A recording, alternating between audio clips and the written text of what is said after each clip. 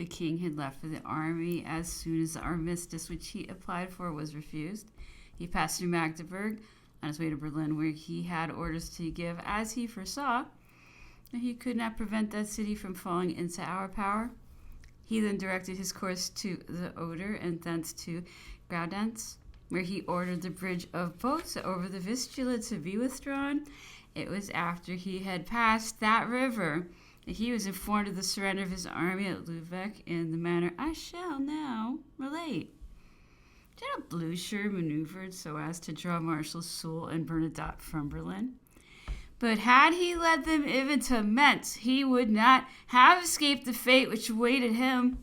However, he succeeded in giving our two marshals a slip from the field of battle at Varennes, where they engaged him. He escaped from them so completely that they only reached in the evening the positions which he had left in the morning.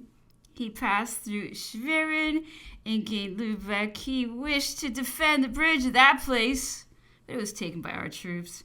Driven then to the last extremity and destitute of ammunition, he capitulated and surrendered his troops, prisoners of war. As flanker of the right, I marched in the same direction as Marshal Bernadotte, and the day after the Battle of Varennes, I had the good fortune to separate the Prussian General Hustum and his small corps from General Blucher, and formed of the position he occupied by one of his officers, whom he had dispatched to General Blucher, and whom I made prisoner. I immediately went in pursuit of him, and was so close upon him every evening that it was impossible for him to escape me. But he drew me after him to the gates of Weimar. He had with him the Hussar regiment, which bore his name, Katz's regiment of dragoons, and 2 pieces of light artillery. With my 2 regiments united, I had only 4 good squadrons when I sent out my flankers, but fortune befriended me. On the last day of my march, General Hustum had passed the night in bivouac, about a league from Wismar. On the Rostock road, he deliberated during the night whether he should march next day on Rostock or try to form a junction with Blucher, of whose disaster he was as ignorant as I. Opinions were divided in his little council of war, and next day, fortunately for me, Katz's dragoons left him and directed their route across the country towards the state of Upper Prussia. I halted for the night at a short distance from General Hustum, and by a lucky thought, I made my men mount their horses 2 hours before daybreak. I was on the point of reaching the branch of the road which goes from Rostock to Wismar, and my advance post brought in 2 Prussian hussars who had deserted.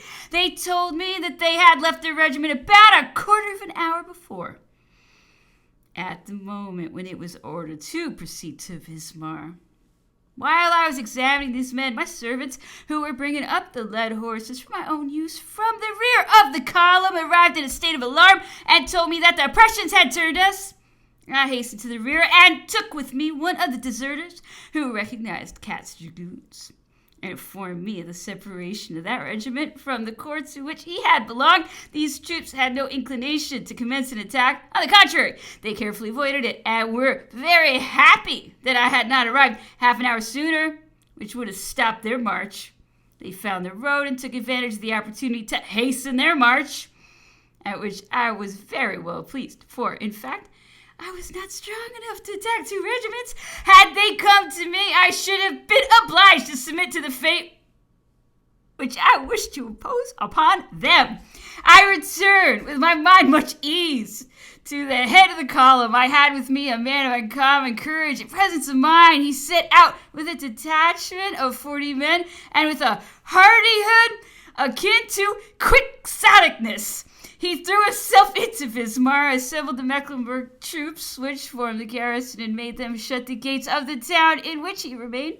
General Hustum's vanguard presented itself at daybreak before the town and attempted to enter it, but was repulsed by the small detachment, which very prudently did not venture out in pursuit.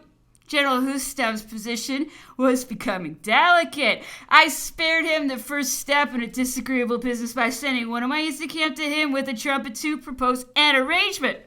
He had no other course to take. It was his belief that I was stronger than he, and on the contrary, I was persuaded that he was the stronger party, but I did not allow him to come near to reconnoiter me. He capitulated and surrendered his regiment with 2 pieces of cannon more than I had, independently of a superiority of about 200 men. I was very glad to find that I had made such an acquisition. The number of horses I now had was so great that I could not carry them with me. I was obliged to order the surplus to be hamstrung under the walls of Wismar. After supplying an escort for the prisoners, whom I sent to Spandau, I had still with me 3 good squadrons. From Wismar, where I learned the capitulation of Lübeck, I proceeded to Rostock. None of the enemy's troops remained there. I took possession, however, of 24 Swedish vessels, which I found in the port. They were all loaded and ready to sail, but were windbound. We were at war with Sweden, and these ships were therefore of good price. Having only cavalry with me, and considering that when we left the town the vessels might escape, I called a meeting of the magistrates, and without explaining to them my plan, I required them to make out an estimate of the value of the Swedish vessels in the port, which they did, ship by ship. I then ordered them to take possession of these merchantmen and to hold themselves answerable to me for the whole. They objected that they were not at war with Sweden, and that to do what I desired would be to commit an act of hostility against that state. I admitted that what they said was true, but observed that I was determined not to be duped, and therefore required that they, the magistrates, should pay me down the sum at which they had valued the ships and their cargoes. I added that on receiving the money, I would sign a declaration acknowledging that I had seized the 24 vessels and compelled the magistrates to purchase them from me for that sum, and would give them an acquittance for the same. This was the only way in which I could turn my capture to account. The magistrates were not very well pleased with this arrangement, but I was too strong for them. I did not drive a hard bargain with them, but in making the sale of my flotilla, I let them off for 1/2 of the estimated price, as may be easily conceived when I say that they paid for the whole only something between 120 and 130 francs. 1,000 francs. On this being settled, all the scruples of the worthy burghers vanished. I gave the 2 regiments which were with me 60,000 francs, which added to the little booty they obtained by the capture of General Hustum's corps, satisfied them that they had made a good campaign. The emperor gave up the whole of the other 60,000 francs to me. He was still in Baden when I arrived there. It is proper to state what had passed in that city. We no sooner established ourselves in a place of importance than a system of police superintendents and means of acquiring information were organized. It was generally believed that I managed this department, but that supposition was erroneous. During the 16 or 17 years in which I served the emperor, he had sufficient esteem for me never to propose to employ me in any such business. I have, however, often found place to my account actions of which I am incapable, of which I even had no knowledge, and which were the work of a certain low-minded adventurers or intriguers who, being naturally the servile adulators of all governments, were always ready to flatter the emperor as they had before flattered the commissioners of the convention, and as they have since flattered the restored princes, men who never hesitate to betray the power from which they have obtained all they can hope for in order to gratify another power from which they may still expect more, and who are willing to make themselves useful by any means. These men who rendered my situation with the emperor embarrassing, and some of whose actions I shall make known, used to address to him directly or transmit through Marshal de Rock reports which sometimes came into my possession after denouncing their comrades. They often told them that the accusation came from me, that the emperor had asked their opinion on the subject, and that they had settled everything. The circumstances of my being commandant of the gendarmerie of the emperor's guard favored their duplicity, and lent a color of truth to their base calumnies. On our arrival at Berlin, possession was immediately taken of the post office. The examination of correspondence was so skillfully managed that for some time the people in the Prussian service had no suspicion of the fact until apprehension was excited. It was pretty certain that the letters would have real addresses, dates, and subscriptions, and that thus a knowledge would be obtained, on the one hand, of the places to which important persons whose employments necessarily determine the position of troops had retired, and on the other hand, the functions with which persons remaining in the places we occupied might be invested. The packets addressed to the postmaster containing letters to be called for were in those in which the most interesting matter was found. In this way, within a few days after our arrival in Berlin, a letter forwarded from the office of the postmaster of that city and addressed to the king was stopped. This letter was written and signed by the Prince of Hatzfeld, who had remained in Berlin. It contained a detailed report of everything which had occurred in the capital since the king's departure, and a minute description of our force, corps by corps. As the letter was written by a prince, it was laid before the emperor, who ordered a court-martial to be formed to try the writer on the charge of giving secret information to the Prussian government, an offense likely to be attended by danger of an invading force, as it would be easy in this way to convert every burgomaster into a spy, instructed to make similar reports, in consequence of which an army might be so watched on every point that scarcely an enterprise could be planned without some information respecting it reaching the enemy. On the order for the court-martial being given, the Prince of Hatzfeld was arrested. The court-martial met, but as the emperor had not returned the original letter, which was the only document on which the charge was founded, and application was made for it in the usual way through the major general, the emperor had gone to some distance from Berlin to review one of Marshal Davout's divisions. It was another fortunate circumstance that, on his return, he paid a visit to the old Prince Ferdinand, the great Frederick's brother, so that the day was nearly spent before he got home. These lucky incidents afforded the Prince of Hatzfeld the time necessary to make inquiries and to see Marshal Duroc, whom he had known during his former visits to Berlin.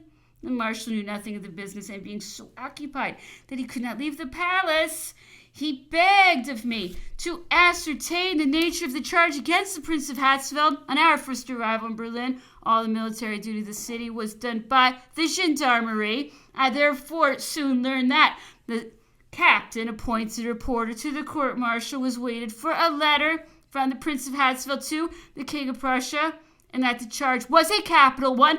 I ran back to inform Marshal Duroc, and I observed to him that not a moment was to be lost, that the life of the prince was at stake, and that it was necessary to procure for the princess an immediate audience of the emperor. I had scarcely said this when the guard was called out under arms. The emperor had just arrived. Marshal Duroc, giving his arm to the Princess of Hatzfeld, who had never left his apartment, hastened forward and arrived at the door of the saloon. At the moment the emperor had got to the top of the staircase, the emperor said to him, "What, has something new occurred, Grand Marshal?" "Yes, sire," said Duroc, and followed the emperor into his cabinet.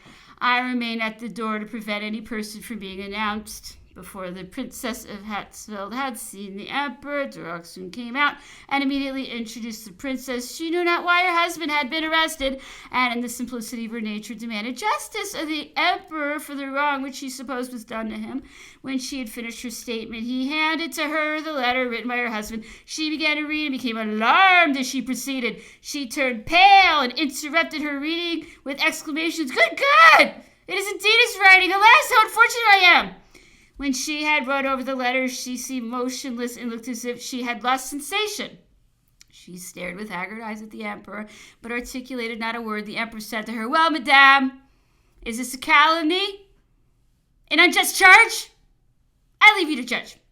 The princess, more dead than alive, was going to answer, only with her tears, when the emperor took the letter from her and said, "Madame, were it not for this letter, there would be no proof against your husband."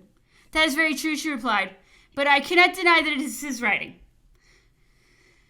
"Well," said the emperor, "there's nothing to be done but to burn it," and he threw the letter into the fire. The Princess of Hatzfeld knew not what to do or say, but she spoke more by her silence than the most eloquent orator could have done. She retired quite happy. She soon saw her husband, who was set at liberty, and owed his life solely to the concourse of incidents which I have faithfully related. The emperor always cherished in his heart similar feelings. He was, on this day, as happy as the Princess of Hatzfeld. Chapter 26. Among the Prussian prisoners was Prince Paul of Württemberg, the second son of the King of Württemberg. He had left Stuttgart without his father's permission to serve in the campaign against us. On his arrival, the King of Prussia made him a general, and almost immediately on his arrival, he became a prisoner. The emperor had reason to be offended at his conduct. Nevertheless, he treated him with gentleness, exercising no other vengeance than that of not receiving him.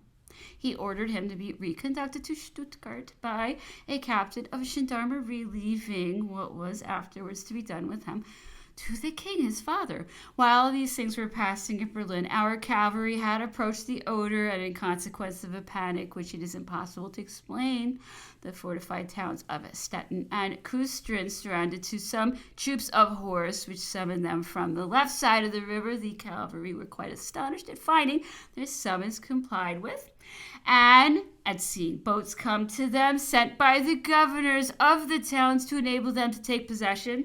These detachments of cavalry sent notice of what had happened to the corps of infantry in the rear, and they hastened forward to occupy the two towns.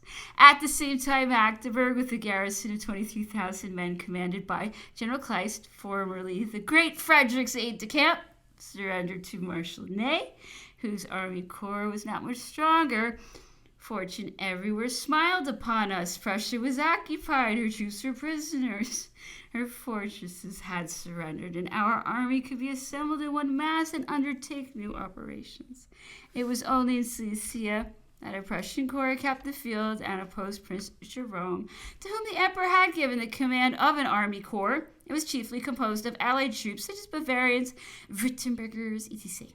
There remained also in the possession of Prussia two fortresses on the Weser, Hameln, and Neuburg, the garrisons of which amounted to about 13,000 men. The emperor ordered me to take these two places. I shall speak of them by and by.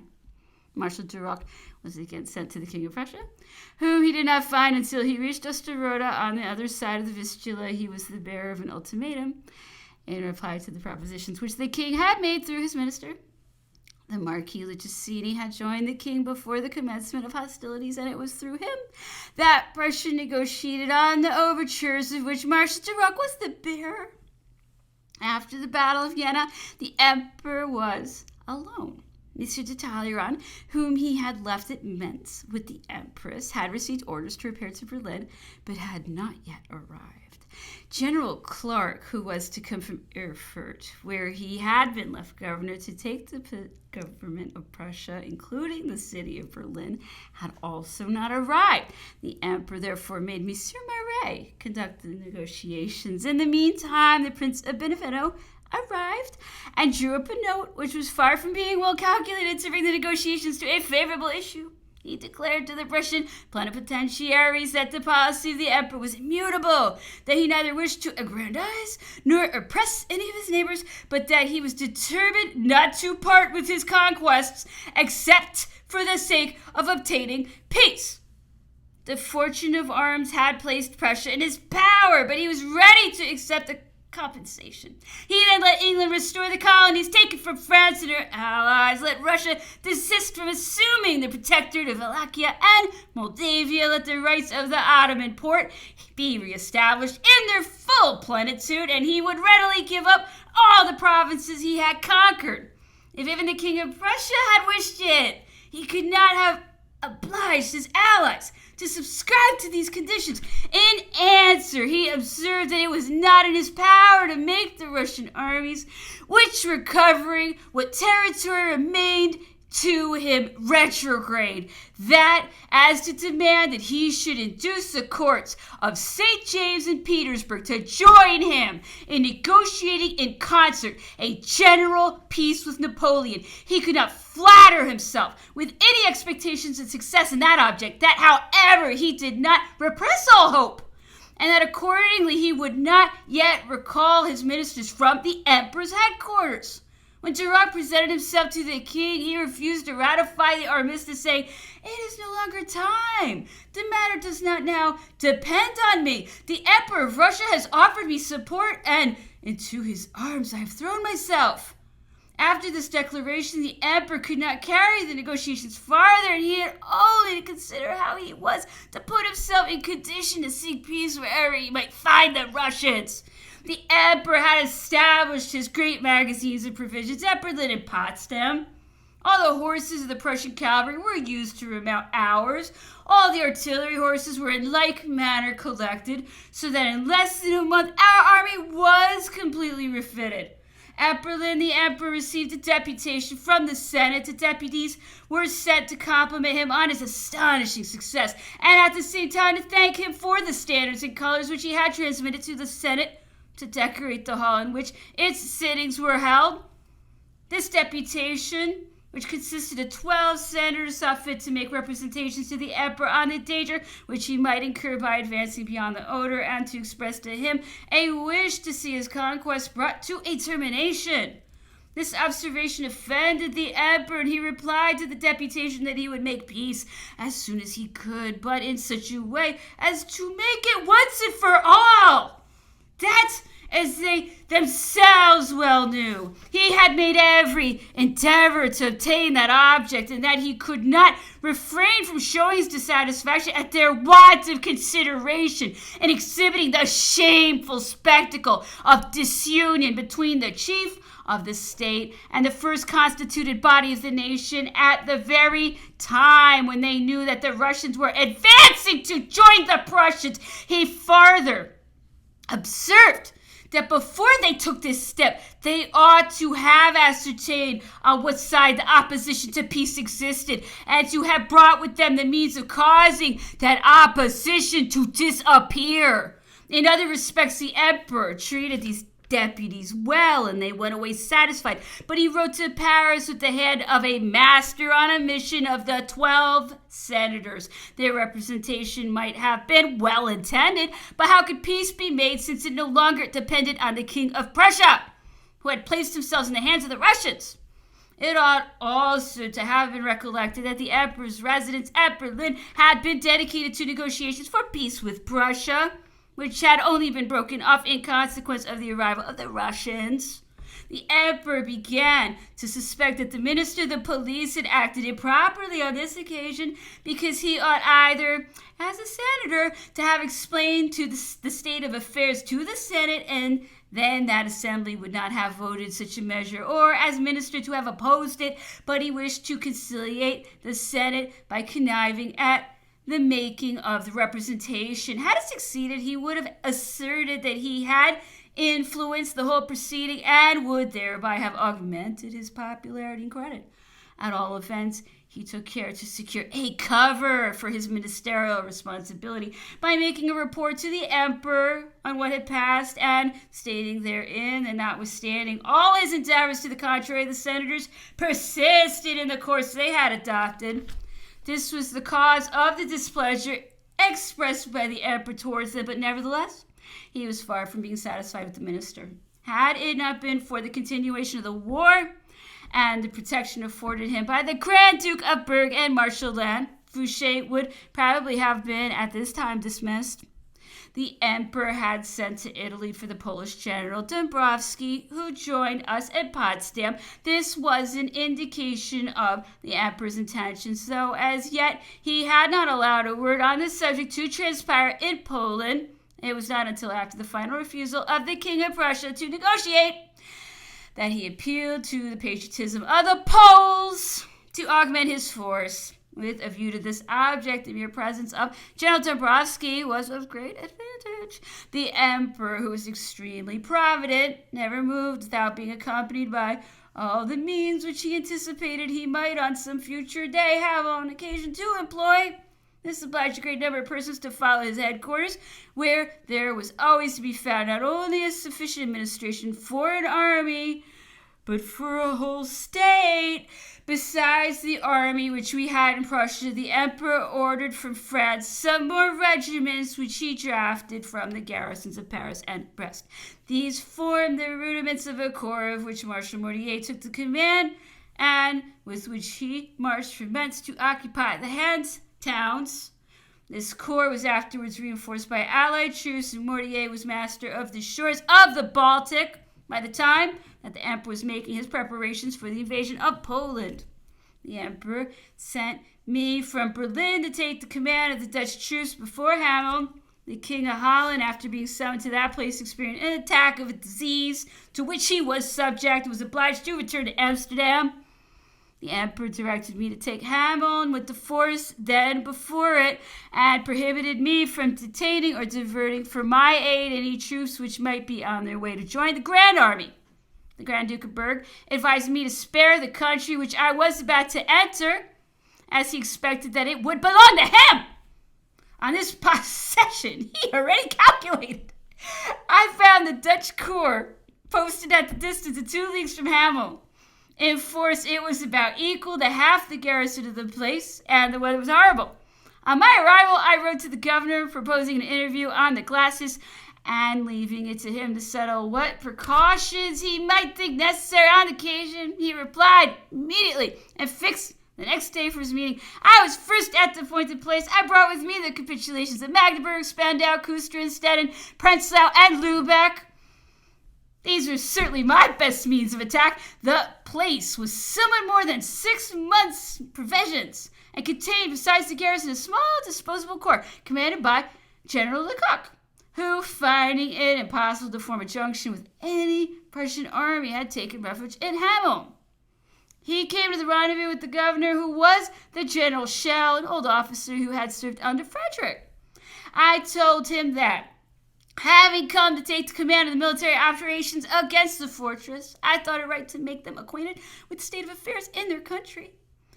That what that state was, they would learn from the documents which I would show them, and after their decision, I should know how to act. That at present I was authorized to allow them all to return to their homes except the soldiers, as has been the case at other places, and that if my proposal was refused, I should proceed immediately with the attack.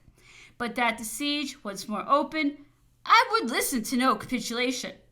I had remarked that the Prussian officers set great importance upon their baggage, for at this period, as in the time of Frederick, any one of them had more than a colonel in our army carried with them.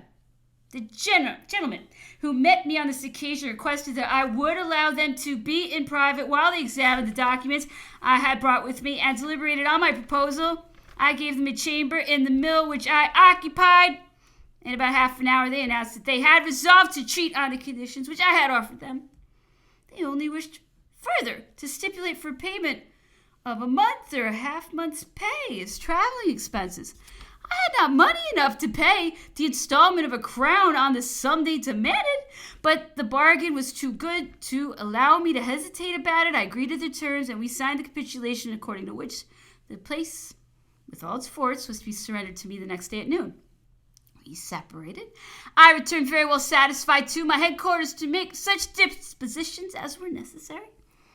Next day the garrison mutinied, and General Schell wrote to me that he feared he should not be able to deliver up the place unless some new articles were added to the capitulation to the effect that the soldiers should be allowed to return home, and I believe that some other advantages should be granted to the officers. I adhered firmly to the capitulation. I would not consent to no addition or alteration. I sent an answer by one of my aides-de-camp and made arrangements to possess myself of the place, at all events, by some means or other. As good fortune would have it, the soldiers of the garrison proceeded to plunder the magazines and to give themselves up to intoxication.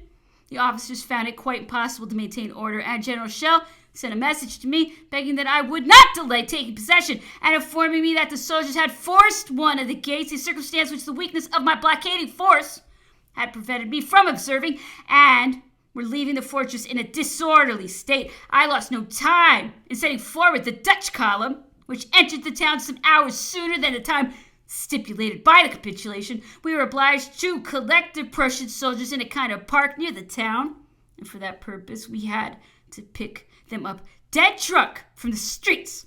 The spectacle was altogether hideous. However, we succeeded at last in getting the place evacuated, and the column of prisoners set off on its route. I found in the town, besides a prodigious quantity of artillery, 15 stands of Prussian colors, and what I was most proud of, the standards of Blucher's regiment of hussars, the commander of which had deposited them in Hamon as a security against the chances of war. This was a novel method with which I was not before acquainted. One of these standards, which was lighter than the rest, was adorned with a quantity of ribbons bearing embroidered devices, which proved that many fair ladies felt very warmly for the honor of this regiment. They appeared to have lavished all their tender sentiments in these embellishments, and they surely had not been consulted when such testimony of their interest and affection was delivered into the keeping of other hands than those for which it was originally intended. I remained at Hamon only as long as was necessary to draw up an inventory of what I found in the place, and in particular of the magazines. I took care that these magazines should be given up only to the Hanoverian Regency, which had furnished the supplies on the requisition of the Prussian government. I made them be delivered in the state in which they were, informing the members of the Regency that they were robbed in 1,000 ways, but that all their complaints would go for nothing when the account of those munitions should be required of them. The deputies of the Regency were quite astonished when they found that I had made no demand upon them for anything for myself. They had been so long accustomed to purchase what belonged to them, to see it taken from them the next day in order to be paid for again, that on coming to this place from Hanover, they expected to experience similar conduct. They had even brought money to answer the demand which they thought would be made upon them. They were therefore very well pleased, and I performed a useful service. For the first thing the emperor ordered was to re-provision this fortress for 6 months. I left the least provisions for 4 months, so that the Regency had only to replace what the Prussian garrison had consumed. The States of Hanover did not forget my conduct, for at the end of the following summer I received from them a grand order set with diamonds. I sent the emperor the capitulation of Hamon, the standards, and an account of everything relating to the place, and I prepared to march towards Neuburg on the Weser, where there was a bridge over the river. The garrison of that place consisted of 4,500 men, and the fortifications mounted 80 pieces of cannon. I had prepared in Hamon a small howitzer train with the necessary ammunition. I had only that and the field artillery to begin the siege of Neuburg. Fortunately, on the eve of my departure, the 12th Regiment of Light Infantry, which had been ordered to join me instead of proceeding to its first destination, the castle, arrived. I took it with me, and also all the Dutch corps except one regiment which I left in garrison at Hamon. My first day's march brought me to Minden, and the second within gunshot of Neuburg. It was night, otherwise I might have experienced a warm reception. However late it was, I sent a flag of truce to the governor with copies of the capitulation of the other fortresses, to which I added that of Hamon. The governor was General Schwarzwitz, another old officer, an aide-de-camp of Frederick. He postponed the negotiations the next day and sent back my flag of truce, whom he treated with great politeness. In fine, he signed on the morrow the same capitulation which had been signed by his comrades of the 7 Years' War, and on the following day surrendered to me the place in the garrison.